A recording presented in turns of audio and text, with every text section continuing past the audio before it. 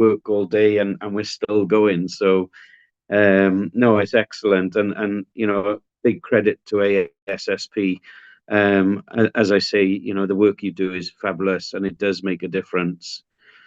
I hope that everybody can hear me okay. I've had a few technical issues with my connection, and I'm delivering a technical workshop, so I'm not doing very good there. Are you able to show my screen or show the presentation? Excellent. So I'm not going to, bore you for death and keep you for hours upon hours. Obviously working at heights carries its own topic and depth for sure. What I would offer is that we pick up and we grow from this, and we pick up and make some in-person events in Kuwait for ASSP, similar to like what we used to do. And, let's try and get some real good learning platforms there. All what I'm going to do tonight is give you a overview of, currently where we are, and maybe give you a glance of, things, key areas to look out for sure. You've mentioned earlier on that accident reports, incidents has increased over the last 12 months up to 30%, giving it a jump of 5% from previously. You're not on your own worldwide. You're not on your own because, as we know, working at heights is very challenging, and it's a monopoly of errors sometimes. Sometimes it could just be the way the worker is feeling that day. We think about welfare and so on, and this goes quite deep, of course. So there is a monopoly of errors why things go wrong. But there are also, from a positive perspective, that we do have a chance to put things right, meaning have a really good, safe system of work. So I'm just going to step us through some key areas. One thing I'd like to highlight tonight is that I have a partner called Rapid Access in Kuwait, which I thought would be very useful because perhaps that they could help ASSP in the future. Then when we run some safety days, that we can work together pretty much and really have equipment in the flesh then. And Rapid Access has been supplying work equipment for height safety for many years in the Middle East even. We're talking of going back as far as 1996. So when the link between IPAF and Rapid was one of our founding members for helping us travel our journey. And we've mentioned a training element. I'll talk about training in a while. But yes, since my role of moving in with IPAF, we've taught over the last few years up to 70,000 students, meaning operators. So we do look sometimes at the negatives, but it's also nice to look at the positives. And I think, having an audience of 70,000 operators from different nationalities, credit goes to training providers because we do need them in the field. So, yeah, if we can go to the next slide. I have no control of the screen, so I'm relying on you guys a minute. So let's go back to basics in terms of elevating work platforms. Depending where we sit in the world, some people call them aerial work platforms, some people call them man lifts, cherry pickers. We've seen it all. But in reality, they are an actual mobile elevating work platform. And if you think what it's designed for a safe access and egress to and from the work area. So I think that's one real big hint to have a takeaway is always remember what they're designed for. In reality, it's designed for lifting people to and from the workplace. And naturally, it should be safe because we would expect to see the platform being positioned correctly, and we would expect to see some safe working loads being certainly complied with, whether it's a scissor lift or a boom lift. But certainly when we look at the term of safe use or safe access and egress, it meaning that it will take us to and from our work area. When we delve in then to industries, as we know it, many industries require these type of work platforms. And if we talk about the Middle East, we're probably sitting around 34,000 machines available for rent now. So the rental fleet is growing for sure. When I first arrived in the Middle East around 15 years ago, we only had boom lifts, and majority was, I would say, articulated booms. So we're probably looking at around 80% of boom lifts sat in the Middle East. Didn't give you a great option then as a user if I needed a wider platform to maybe have some materials in. You had what we give you, and it was as straightforward as that. As time has progressed, we've started to open up, and now the divide is far different, and there are more equipments available, meaning scissor lifts. We have static machines, which we'll talk about in a while, called standard static boom lifts. So the diverse of machines, of the availability for end users has now grown tremendously. In terms of which industries we focus on, it can be anything from just general maintenance, facility management, obviously warehousing, oil and gas, construction, aviation. It's just think in the back of your mind, it's anything that lifts people. If I need to get to a work area, then an elevator work platform can be one of the correct tools to make us get there safe and sound. What it's not designed for is to fall over. It's not designed for carrying material, meaning lifting material like a crane. And I think that these factors is that we should really think about and take into consideration. MEWPs are actually designed to prevent accidents from happening, meaning that, if you use other ways of working at heights, maybe a ladder, for an example, and the ladder is not fit for purpose, it's not tall enough. If it's a double or a triple ladder, we don't have enough overhang, then naturally it becomes an unsafe practice.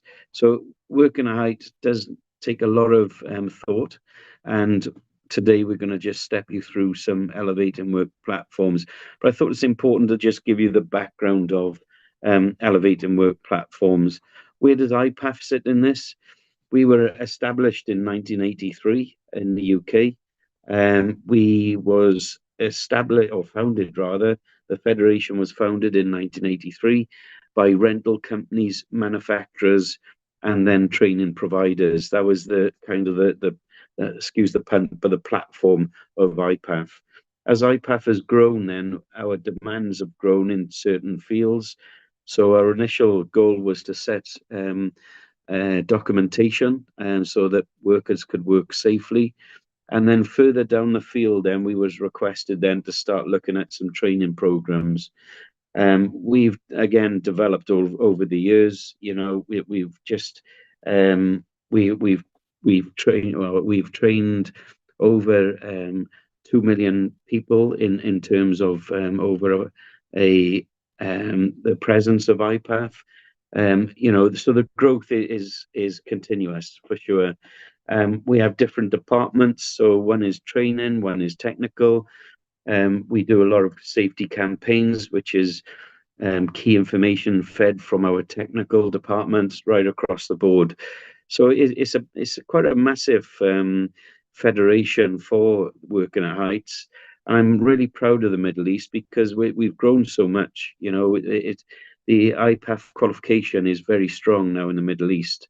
So I'm probably a little bit greedy there, but it's nice to see, because I would like to think that after all the trainees that we've been working with, surely we're now starting to make an impact of hopefully saving lives and reducing the risk of accidents. But it still does go wrong, bear that one in mind. If we can turn to the next slide. So before we had our webinar tonight, I did reach out to a very good friend of mine in Rapid Access, and what I was searching for was what happens in Kuwait in relation to elevator work platforms, and I just asked for a few basic key areas which we're still seeing in Kuwait's region. So around 20% of breakdowns are still reported by operator error. And just the add-on there is the lack of proper training. So I think we've got to question training, which we'll go to in another few slides. But surely we've got to think of productivity as and the balance of productivity and safety in terms of working at height. And surely it's common sense that if we've not done enough training to use that piece of equipment, then something is going to stop somewhere. I don't mean the machine is going to totally fail. It means that the operator might have a blank moment, and then naturally then it would be a call out then from a rental provider, as well as it could be a stop on site. So productivity is going to stop. And I don't know whether we've thought about this and when we start choosing training providers. Um, the next one step was the challenges in Kuwait of legislation. Now, even though there is legislation in Kuwait, which we will talk heavily about competency, we feel that the contractor is always more leaning towards the cheaper option for sure. And it's not just the cheaper option, sometimes it's the quicker option, meaning that his course or the third party course could last 20, 30 minutes, when really, to drive a 125-foot machine, really in school, we need to have students in the class for about 2 days. So that gives you an idea of the balance of training. And we just feel, that sometimes that the customer is kind of dictating what training levels should be delivered then for these machines. Because let's not forget, in Kuwait, we do have ultra booms. When we say ultra booms, that means that it'll give you around 185 feet platform height, where your feet will stand from the ground up. So, in terms of productivity, 20% of breakdowns, then we move into the challenges. So already we can see that our walkway is not clear, and it needs a little bit of adjustment, I think. If we go to the next slide.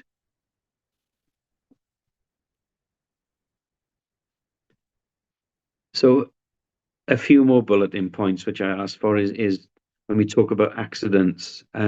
We do struggle in terms of finding accidents related to elevating work platforms, simply because we find that contractors or users, they don't really want to report an accident because we feel that it's bad against that construction site or so. But actually, it's the reverse, because if we could get more reports, it means that we can try and identify where the gaps are, and even turn it through the training element of elevating work platforms. So, for an example, if we had an issue with entrapment, then naturally we can push this through the training program to focus on entrapment. If that same with entrapment was our main issue, then naturally we could then put a safety campaign out there. So, I'm not saying that it'll happen overnight, certainly not. But what it does mean is that we can put a lot more focus on these key areas. Um, Another key area when we talk about working at heights, and this is a real key area for us, because always our percentage of incidents are falls from height. Our reports do indicate 34% of incidents reporting are always falling out of the platform. I don't really get this, because if we was to use the correct PPE, and use the platform correctly in terms of platform positioning and so on, surely we would reduce the risk then of the operators being injured in whilst they're working at height. Then we move into the manager or the operator not having the training that leads into the equipment damaged. And we don't want to send equipment back damaged, for a simple reason. It becomes dangerous for the equipment. There's a lot of work goes on behind the scenes from a rental perspective, because if it's a serious piece of damage, then parts need to be ordered, and it can affect then the life of the machine as well. So I think, if we had a trained operator, then perhaps we would remove this. And the last one then, I think, is the wrong machines are selected for the job. So again, key focus on ordering the right equipment is massively important. And how do we get there? Is speak to the rental companies, because they will certainly help you. They'll do a site survey, and they'll focus on choosing the correct tool then to get to that level. There is courses out there from an IPAF perspective, which we can talk about, and it's called MEWPs for Managers. And a lot of these areas will be covered in this training portal. So now we talk about IPAF, and we have an annual report for accident reporting, and it's spread through worldwide, 96 countries. And as I said, as you can see on the screen there, so falling from the platform is still number one. We've got machine tip over, failed emergency descent, electrocution, entrapment, and then MEWP failure. So all these kind of bulletin points are driven through our accident report. So it kind of gives you a good trend analysis that if you're going to use, let's say, articulated boom lifts, then it helps you with your risk management then to try and identify, what procedures should we put in place before we start having the platforms arriving, especially in steel work and things like that. So very interesting. The annual report is downloadable from the IPAF website, and there's no cost. But as I say, it'll give us some good indicators to get things right on our job sites. Let's go to the next slide. I don't have 100 slides, I do promise. Categories. Okay, we get this wrong in many countries. As I mentioned earlier, we call them man lifts, cherry pickers, flying carpets, all this kind of stuff. It's very basic. If you, in your mind, you draw a line, and we'll have on one side, we'll have what we call type, and on the other side is what we will call category. Okay, so type will be a number. So as you can see on the screen, we can see number one. Okay, if it's number one, it relates, then it's a static machine. If it relates to number three, it means that it's a mobile machine. Okay, so this is simply type and category. And then if we move into the letter A means that it's a vertical, so it will go up and down. And the letter B means that it's a boom lift, so the platform comes away from the chassis.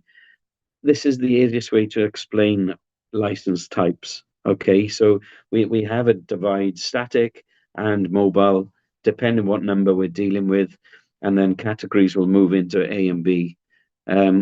When we start talking about these types and categories, what you should be doing is asking your contractors to provide the licenses for the users. If the license comes back and it says man lift, there's no such thing. Okay, it's either a 1A machine or a 1B machine, 3A or a 3B machine, depending what type of machines we're going to be using. You can see two other categories indicators. So we do a harness course, and we also do a something's just appeared as pop-up, and we do MEWPs for managers. So as you can see, there's different levels. There are restrictions on different types and categories. For an example, a 3A machine, sometimes you can't drive it at full height, or you shouldn't drive it at full height, because we'd have a cut-off as a safety device. So there are reasons why we divide it through types and categories. This is not an IPAF type and category. We follow standards. So in America, we have ANSI A92. In Europe, we have EN280. So the standards will create the type and category, and all what IPAF will do is follow it with a license type and category, if that makes sense. Let's move on to the next slide. We've had some box appears, and I don't know why they've appeared. I can talk around it. Let's talk about training. What does training look like? Training should be simple. We should look at different areas. I think I've lost my presentation now. No, just a minute. I'm just removing the box. Okay. I haven't touched nothing, I promise. Yeah, I know. From my side, because somebody clicked something because of that. Okay.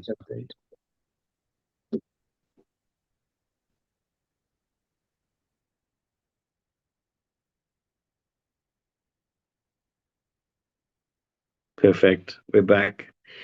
If we think of, what should we expect from training?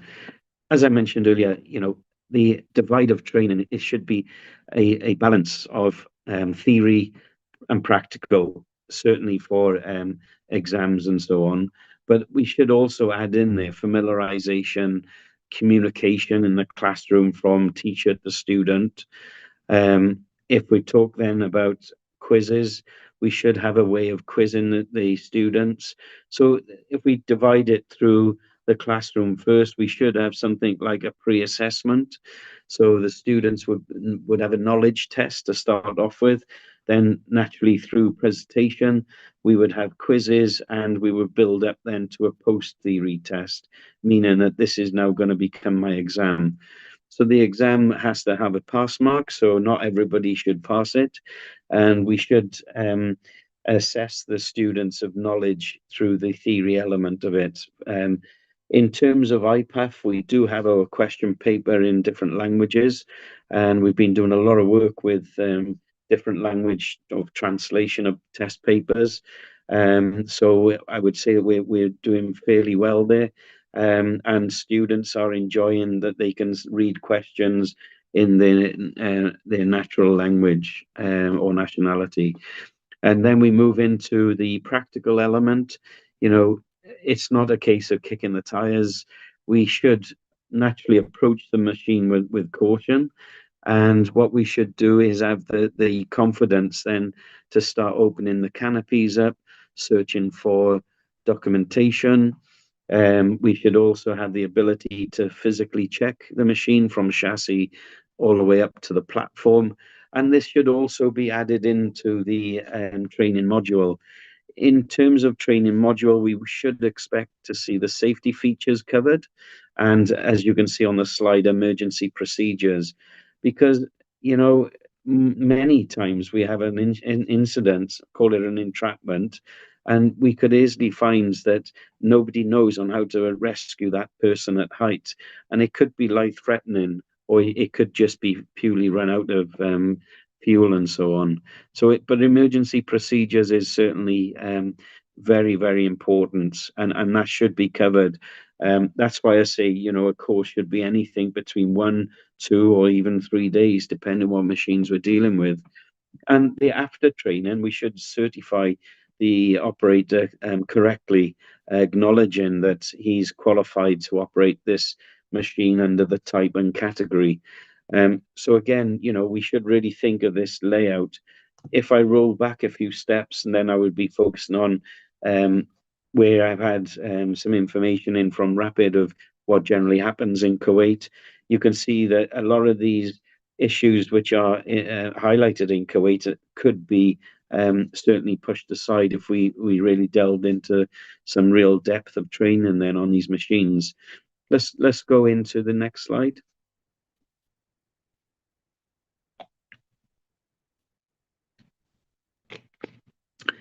I like this glance at what do we get. I'm not going to read word for word out there, but what I've done is kind of break down three key areas. So one, what you get from IPAF training. Second one is third-party assessment, and the third one then would aim towards familiarization. And like I say, focus on the beginning, as I mentioned earlier, what the training should look like, and this is what we really should expect to see part of that training module. I'm just going to pull up some key areas here.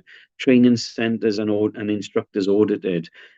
We have an audit department which carries out surveillance audits, and instructors get an announced audits as well. As soon as they book a course, we flag up a reference number which is related to the qualifications. And this is dead good because what it means that we can actually maintain the standard of training. So it doesn't matter if you're training Kuwait, Qatar, UAE, Saudi Arabia, then naturally it's the same quality of delivery then, because the course is the same delivered. Our licenses switched to digital, which is really smart. Excuse the punt there. But the reason why I say that is now because the movement of operator movement with elevating work platforms can be all logged into the license of that user. So when I go for license renewal, just coming up to my 2-year validity, it means then I've got history then of my MEWP activity over the last 2 years. Failing that, we used to rely on a pen and a paper, meaning a logbook and operators to fill it out. And I don't think that works, to be honest with you, because I've never seen a filled out logbook manually filled out since being involved with IPAF and teaching the modules. As you can see, we do run by standards. So 18878 is designed around operator assessment and testing. And then we move into 18893, which focuses on the inspection and maintenance of the equipment. 8460 is how we use it. It's a standard which is dedicated to the safe use of the equipment. So the 3 steps there are all combined together in an IPAF module, which then creates the strength then and the knowledge then for the users, meaning operators. Let's go to the next slide. Part of the practical, we naturally we got some assessment and exams. We do question the operators with some verbal questions, and as you can see that we focus on emergency lowering procedures and so on. If the safety device is fitted to the elevating work platform, they must be checked. They should be checked way before we even think of start elevating into any height. The reason why we cover training in this depth is to try, as you can see, to reduce operator error and which could result into machine downtime. And naturally, we want the operators and the workforce to come back to the ground the same way that they elevated themselves into work position. Let's go to the next slide. I hope these 2 slides are a good indicators for you. Now let's step it up a little gear. Pre-use or pre-operation and inspection, pre-use and inspection. Let's go to the next slide. What does it mean? It means that an operator should do some daily inspections before we start. Now, I don't know what information you have in your daily check sheets and so on, and do you have a formal way of inspection machines on a daily use? Is it a tick box exercise? Or do we physically go and check these? The reason why I focus on that is because in my experience, I generally find that the first thing that we always look for is the machine in date, meaning does it have a 6-month inspection certificate? And if the answer is yes, then the rest of the pre-use inspection kind of disappears.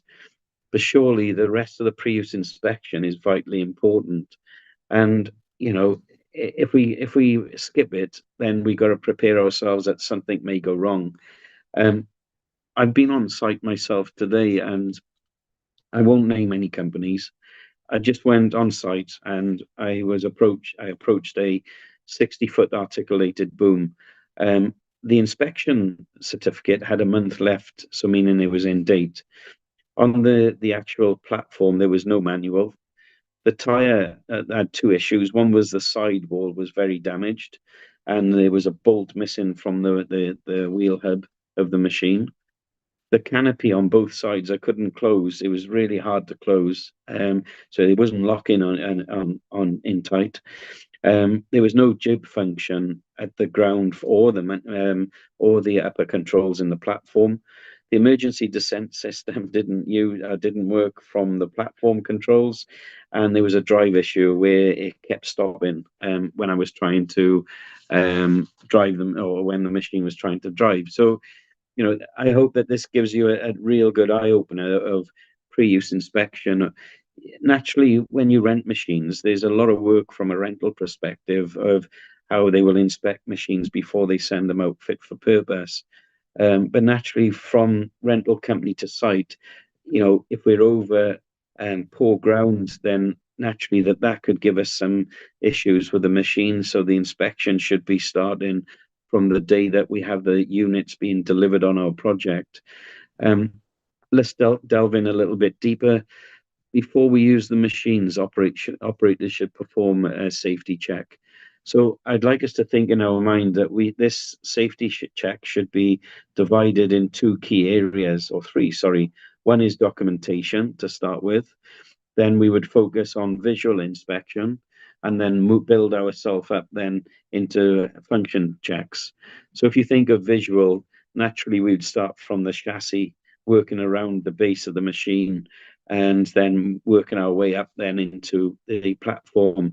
And as you can see on the slide, what we're really looking for is any hydraulic leaks, especially from the cylinder area.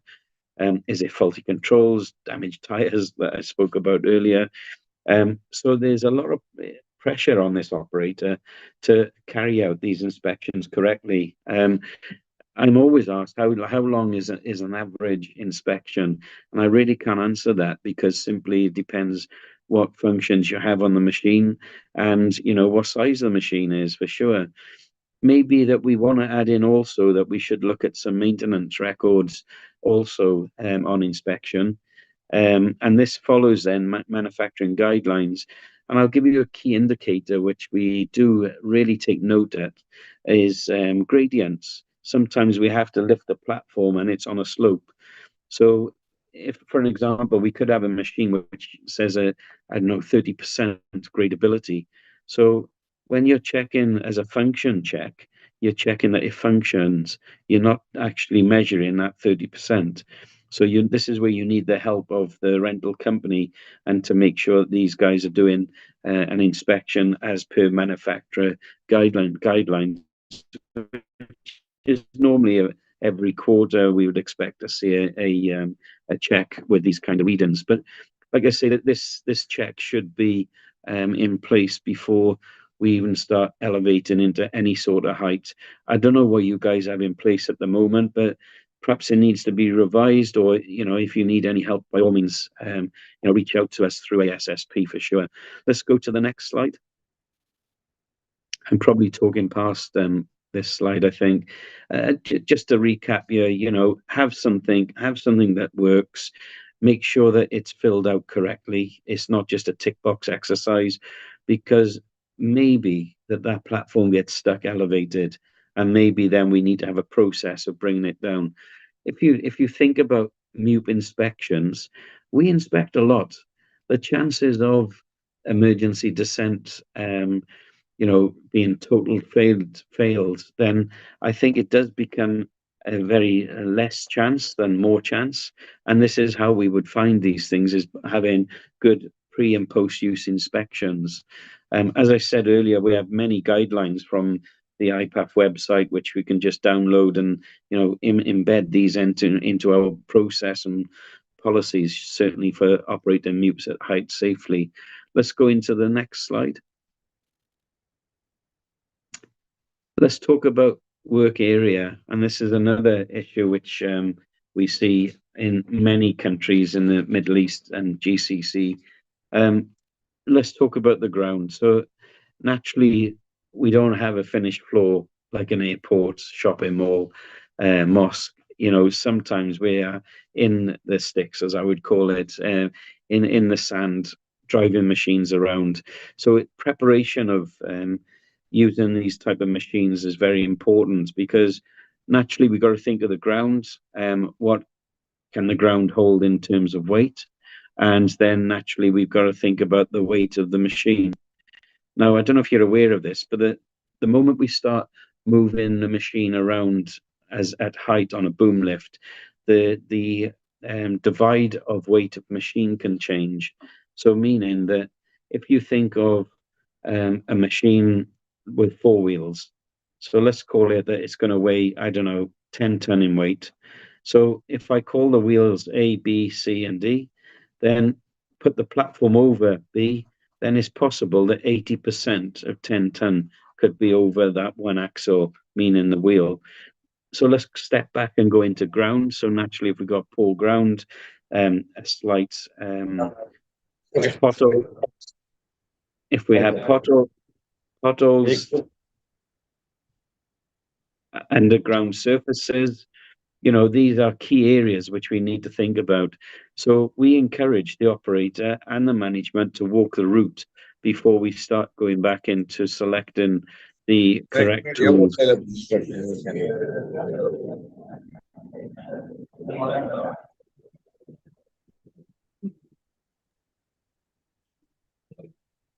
Okay, I think.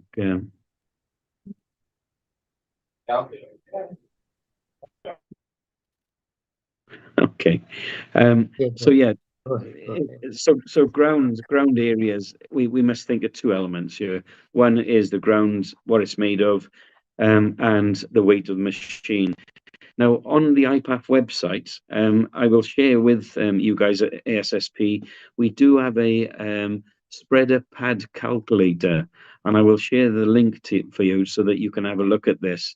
And what it will do, it will help you identify when you're using machines with spreader pads, how big with stabilizers, sorry, what the correct dimension should be against the machine weight and the spreader pad going into the ground. So I will share the link once we finish the call. And it's a quick fix calculator, which you can certainly embed then into your risk assessment and method statement and so on. And again, just a reminder, fall protection, operators should use personal fall protection.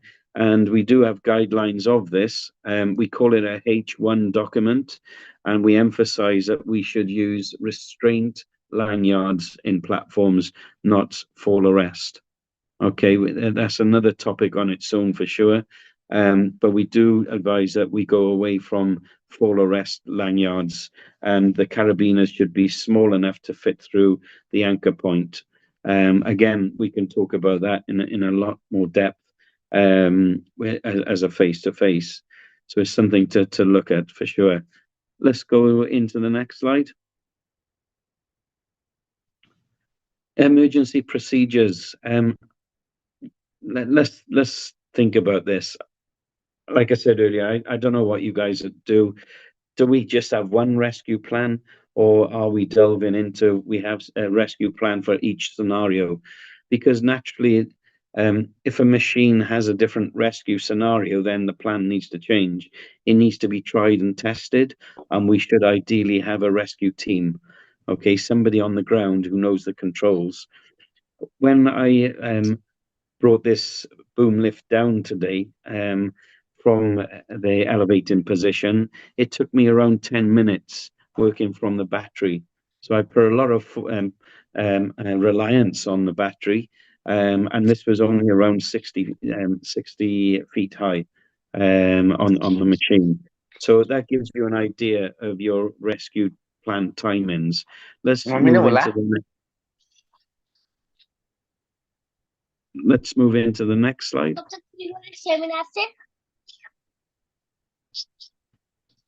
So this,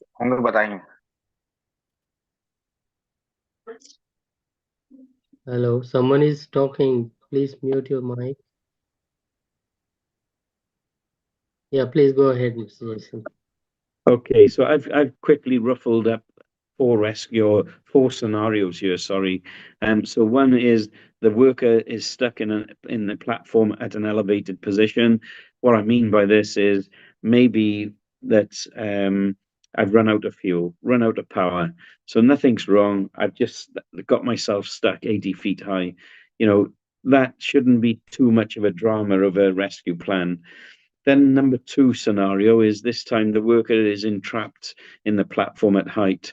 Now, obviously, the pressure is on us then to make sure that we've got the right sequence of bringing that platform down. Naturally, that we can reroute the controls from upper platform to ground controls. And this needs to be done by a trained and competent person at the ground to try and release the pressure from the entrapped person. Another one which I have seen out in the Middle East is MEWP platform on fire. So the chassis is on fire and we have guys elevated. So again, what is your rescue plan in this scenario? The answer here is to go back to pre-use inspection and make sure that we have a good system of works then of inspecting our machine, because the chances of the machines on fire could be down to a number of things. And then finally, we got worker falling out of the platform. So sometimes the worker will hit the ground, and sometimes at the platform, or the worker is hanging from his harness, or even by his hands, So again, these are just four quick scenarios, but as you can see, not one of them are the same. So if we was to think about the first slide, which I mentioned about emergency planning, then as you can imagine, not not all emergency plans are the same. Let's go to the next slide.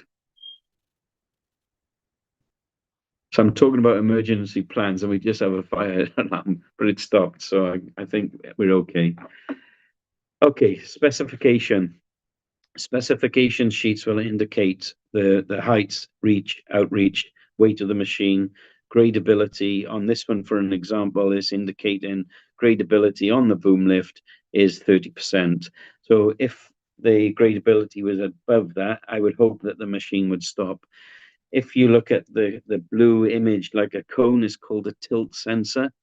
And the other blue images are called limit switches, meaning that it would give you a safety limit then, whether we're raising the platform up or lowering the platform down. The tilt sensor is designed to read the gradient of the machine, and as we say, that if it's being tested, then it should work within the dedicated gradients from the manufacturer. But as you can see, a specifications sheet and a working envelope is quite simple. It gives us height, outreach. Sometimes we have extra capacity in the platform.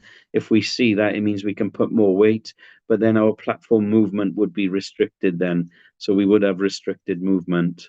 So these are just some samples of, safety devices, which potentially we'd see on our machine.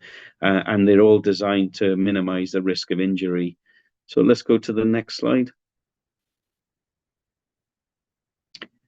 It's happened for us today. I'm in Saudi at the moment. I was in Dubai yesterday, and believe me or not, we had torrential rain. As I was leaving Dubai, we were on the runway for over an hour. We couldn't take off. The rain was too bad. So we do get caught, as we know, with torrential rain in GCC countries. Correct me if I'm not wrong, but in Kuwait, it gets quite cold in the winter months. So when we talk about weather conditions, we do get these kind of different challenges of weather changes. High winds, we certainly get that. Sandstorms, and naturally we go to the opposite side where we get extreme temperature, meaning that our heat and humidity is working against us. So when we talk about working height in different weather conditions, again, we should focus on that particular time and when we're going to use the elevator work platform. And again, just a recap on ground conditions, that ground needs to be stable and capable of taking the weight of the risk. Taking the weight of the machine when we're going to be using it in different work areas and platform positions. So certainly consider these key areas. What we talk about on an IPAF training course, we talk about windsock for sure, and the different position of the windsock, and also we talk about wind speed, meaning we talk about dedicated wind speeds on elevator work platforms. There are devices, pocket devices, which people can use, and we do encourage all students to have a go with using an anemometer, which will then give us a wind reading throughout their training program. So at least they are aware then that if the wind changes, that we should take into considerations. Let's move to the next slide. We're almost done. One or two more. Let's talk about laws, standards, compliance. I think let's step back a minute and let's think. If we talk about Kuwait, there are laws in Kuwait which will talk about occupational safety, and the law will focus on all areas, including working at height. And the keyword which I would be looking for is competency. Are the operators trained enough to be competent to work at height? And if it's yes, then I think as contractors, we need to decide what is the level of competency that we would like to see. A lot of countries kind of wait for that magic word is, oh, well, once it becomes a quote in a legislated document, then we'll change. But before that, we will do our own thing. I think that we've got to balance productivity and safety there.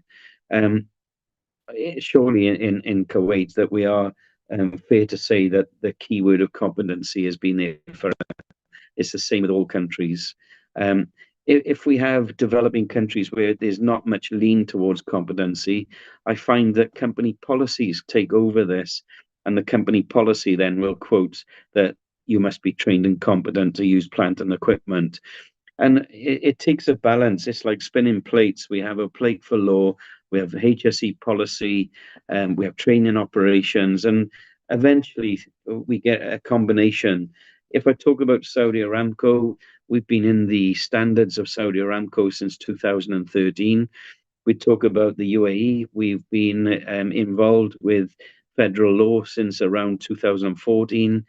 Abu Dhabi, we had OSHAD come in 2016, 2019, Dubai Municipality. So you can see that it does take time, but I think that let's start at the very basics, and competency, defining competency is the key, and take a good look at, are any MEWP related incidents related to that figure which we've seen of 30%. And if the answer is yes, then perhaps we should look at our process then of working at heights then. Let's go to the next slide. So just a conclusion that, MEWPs are very safe to use. I hope I haven't scared you. But naturally, if you're using a piece of equipment where you're not trained correctly, then the risks elements are increasing. Elevating work platforms are growing in not just height, but it's the dynamics of the lifting elements, allowing the operator move into confined space at height. So we have some fantastic pieces of equipment. The key takeaway is to make sure that you have the right process in place for the operator and management to actually follow this through.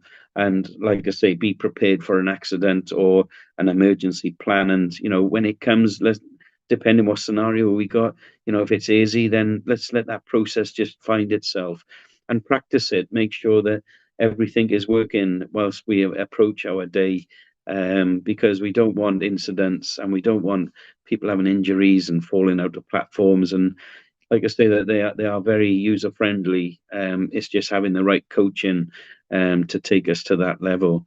And let's go to the next slide. We're just a final slides now. We're always looking to reach out to safety associations, which can actually reach out to the members and so on. And I think it's important that we keep stay tuned of working at heights, because it's very hard to know everything. I've been in this field for, what was it, 34 years now, and still, I need to go back to basics and back to the book. At some point, it depends where what I need to find myself. So I wouldn't say that I know everything, but keep sharing, and connection is very important. And I would just like to recap, the work what ASSP do for the members is absolutely fantastic. This is what makes us safety, I think, is having good safety chapters and active safety chapters for sure.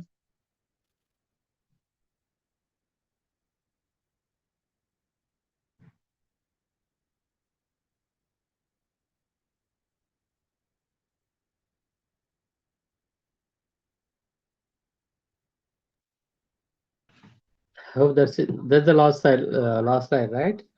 Yeah. Okay.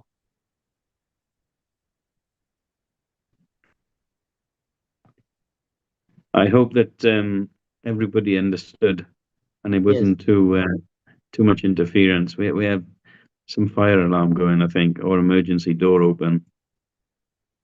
Okay. There are some questions. Probably they raised the hand. Mr. Muhammad Jahed, would you like to ask something?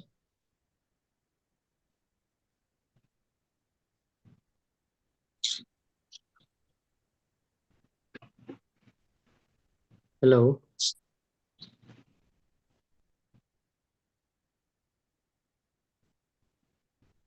Okay. Srikanji, please go ahead. Thank you very much. Thank you very much, Ramana, and thank you, Mr. Jason, for sharing your expertise and sharing your insights, especially on these working platforms. I have 3 to 4 questions, if you don't mind. Okay, as long as they're not too difficult. Not at all for you. So the first question you mentioned about in the second or third slide about you compare the training, the IPAF training versus third-party training. Okay. So, where in case when these equipment which is being rented to the various contractors or various organizations, why can't you insist that the operator, why you means the manufacturer? Yeah. So why can't they insist the contractors to ensure the operators must be trained by the IPAF, not necessarily by third party? I wish I could. Okay, I wish that this would be a fact, but it's just I think that what we've had is an industry trend where if you let me step back a few steps. When we look at MEWPs, we kind of fall under the same umbrella for some reason as cranes, and I think that's where third parties come into this. And what we must remember, cranes will lift materials and MEWPs lift people. I would love to get to the point, especially in Kuwait, where we would have rental companies insisting that you have to have an IPAF qualification because we know you're going to be safe while you're operating it, and we know less chance of damage coming back. But I think the question's got to go back to contractors. You know, contractors have also got to understand the hazards and dangers of this type of equipment if you don't do enough training. I think it's a combination of both sides, one from rental and one from user. And I think that once the user and rental then connect, I think we could possibly have this. We have it in Dubai, where rental companies will ask for a copy of the license because we've had some good pressure coming in from government bodies as well. Yeah, that's a good point. So in fact, it's okay for you. Just kindly share one such training certificate, how it looks like. So we'll be happy to look into that. Okay. The second point, the second question, since all these equipments are lifting equipment, right? So you spoke about training and inspection and so on and so forth. So what is the frequency of getting these equipment inspected by you manufacturer, or any is there any regulations internationally that it being lifting equipment every 6 months or every 12 months, they should have a third party accredited inspection? Okay, this is easy. 6 months is the norm for inspection of the machine. So what that would mean is that the third party inspection company should carry out a thorough examination of the machine from function or visual and function. The inspection should take some time, depending on the size of the machine. It's not something that can be carried out within a short time scale. Then inspection should be from A to Z of the machine. So that's visual, function checks, including your safety devices, such as emergency descent systems. We then move to a 12-month inspection.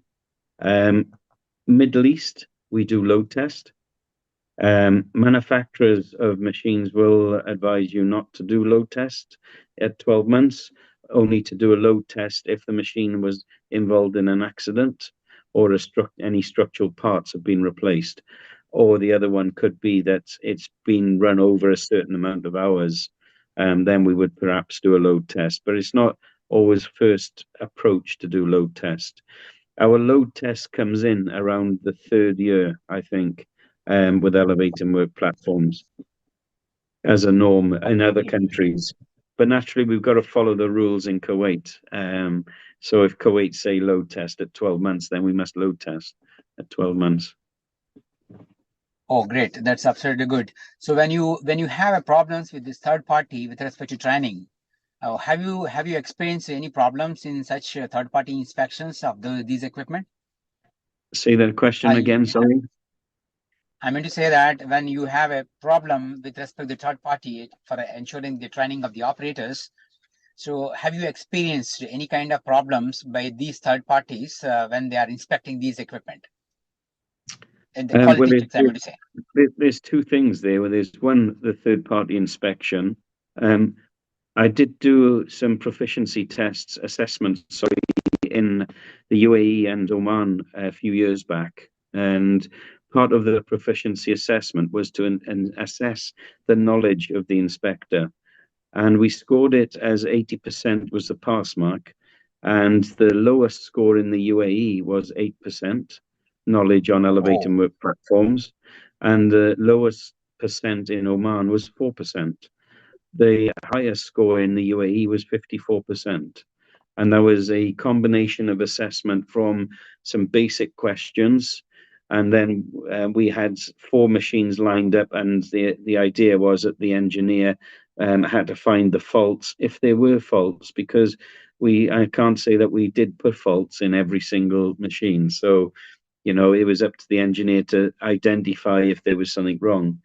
Unfortunately, after the assessment, the proficiency assessment, we had the pandemic, so everything kind of just stopped. But we're in talks now with local government again, and I think that we will potentially pick this ball back up. I would love to take the same exercise to Kuwait, which may help you then obviously lean towards professional training for sure, because some of the third-party companies are actually teaching the subject also. So this is a bit of a gap, I think.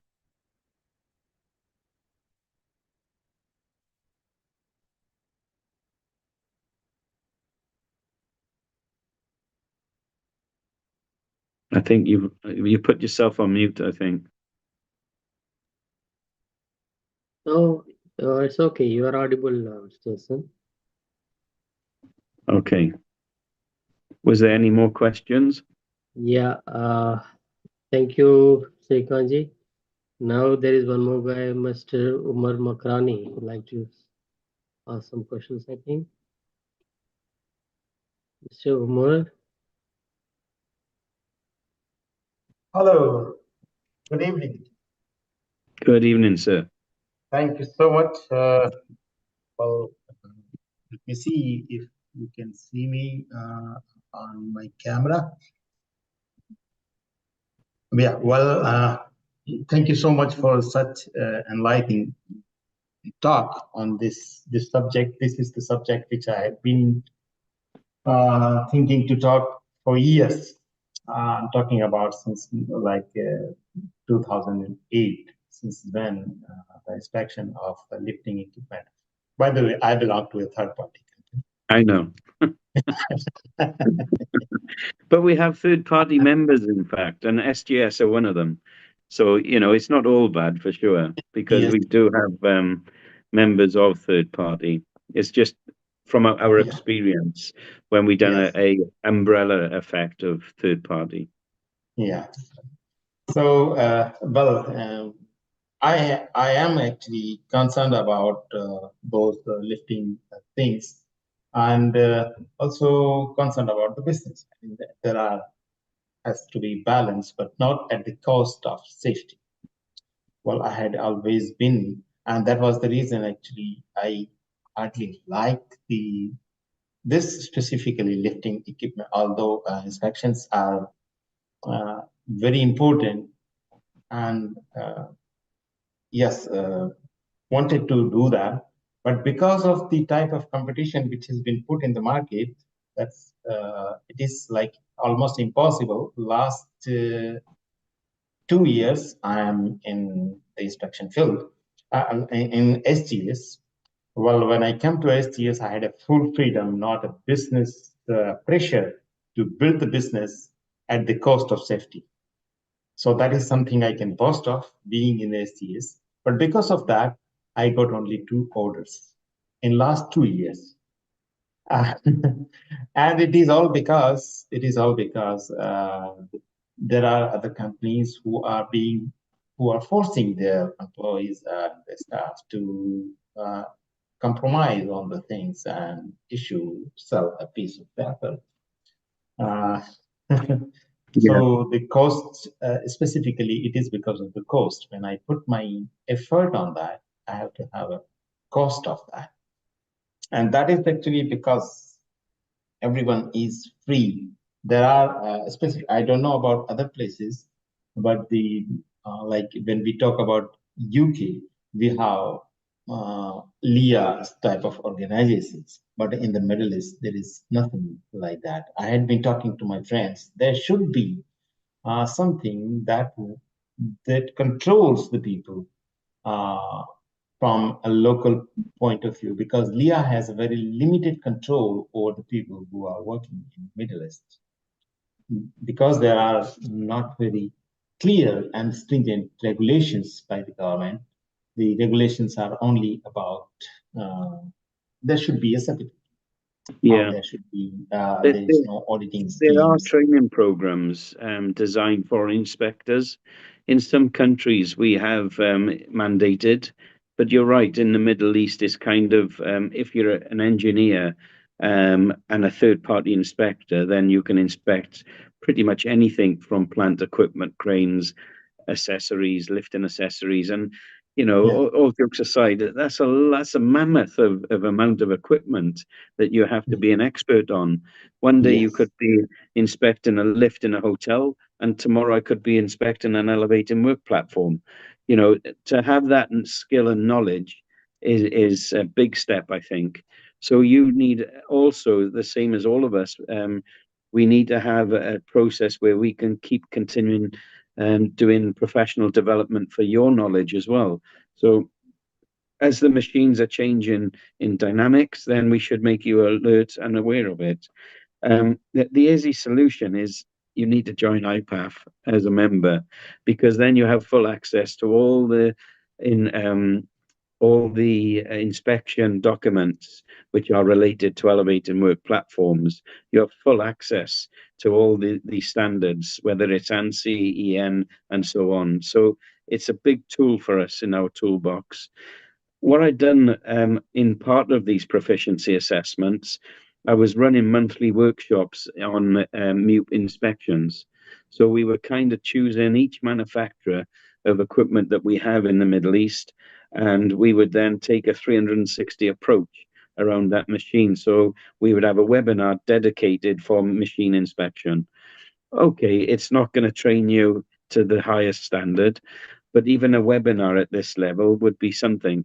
And I think that then you would learn the divide then from a blue machine to a red machine, for an example, and understand, the differences, whether it's the complex of the lifting element or the safety device positioning of the turntable and so on.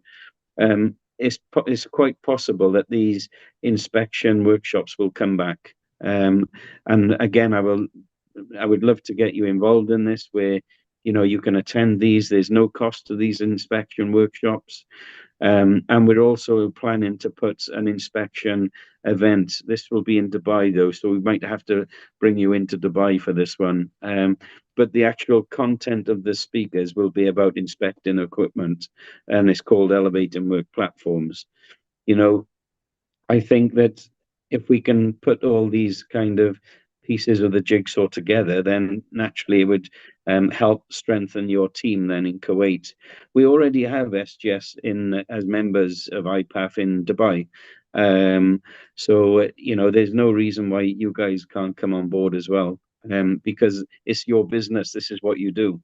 What we want to do is help educate, and whether it's an education of a third-party company wishing to train operators, or a third party wishing to inspect machines. If we can continuously give you more and more knowledge, I think then it drifts away any gaps, then whether it's an inspection gap or it's a training gap. We just want you to become qualified in that subject. Good to know that. this is something which you are offering, and yeah, I'm very definitely we will be able to utilize your experience and your expertise on these trainings. But the responsibility lies with all my colleagues who are sitting in this one, that we will have to be united. I mean, I'm not against the competitors. let me clear it out. I'm here now just advocating the real safety, because of which, when I want to do that, I'm losing business. My company is allowing me to lose the business than doing something wrong. But that should not be continuous because I want to do something good. I should not be punished by the market. that is something which is there should be some association with us specifically on the lifting equipment inspections, that how they are being controlled, and there is it's because we always have an excuse as a third party. We always have an excuse that, okay, this was not me, it was that, and we have a lot of disclaimers on that, so we can easily get away from any accountability. But during the operations, that being controlled is very important. It is a very important thing. That's what I wanted to say to all my colleagues who are listening here, that the reputation of TPA should be increased. That's you're right, though. And I would love to be connected with you. By the way, while the talk was going on, I searched for you in LinkedIn, and I have sent you a request for connection. Thank you. Thank you, Mr. Umar. It's a long discussion. Let chance to be given for the others also. Thank you very much. Thank you so much. Okay, and I request Mr. Prabesh to take over.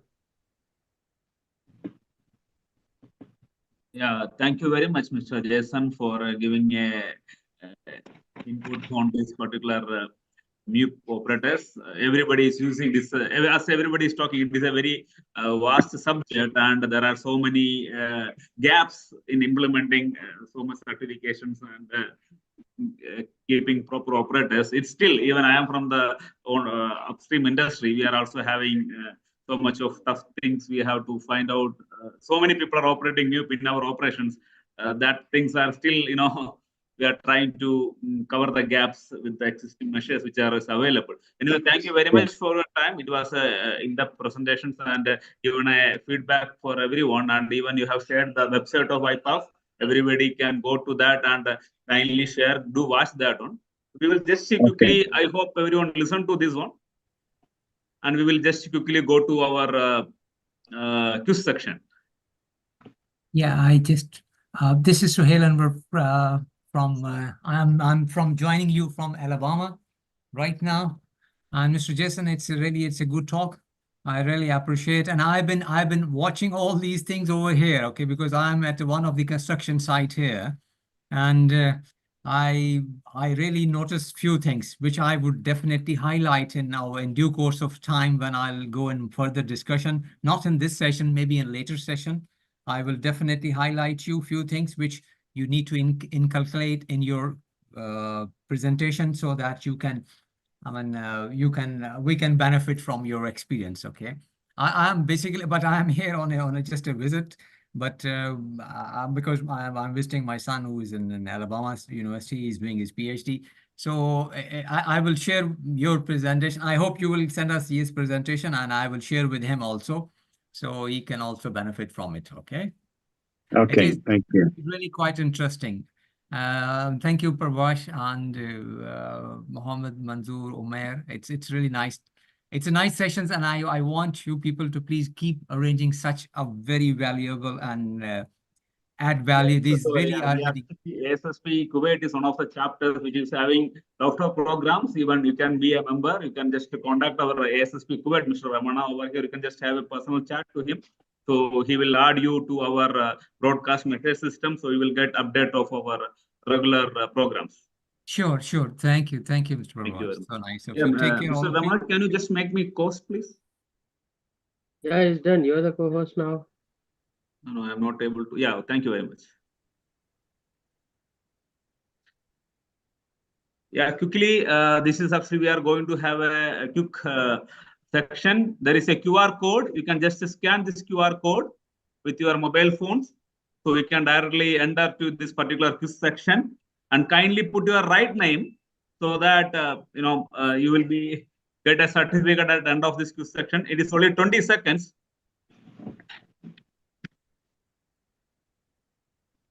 You can use this QR code, just scan that, and you will be directly entering to the quiz page.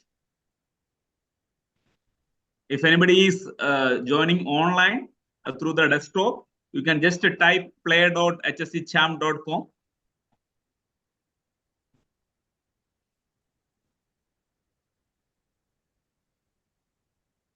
The game pin, I will be pasting it on the chat box.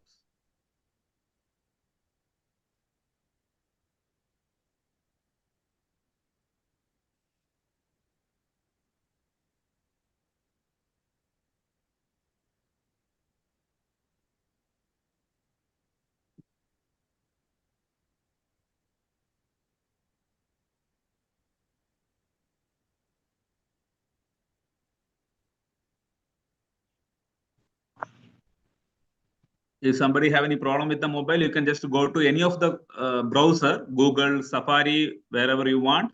Just type play.hsechamp.com and just put the game pin which is on the chat box. Arnold Music Provici. Yep.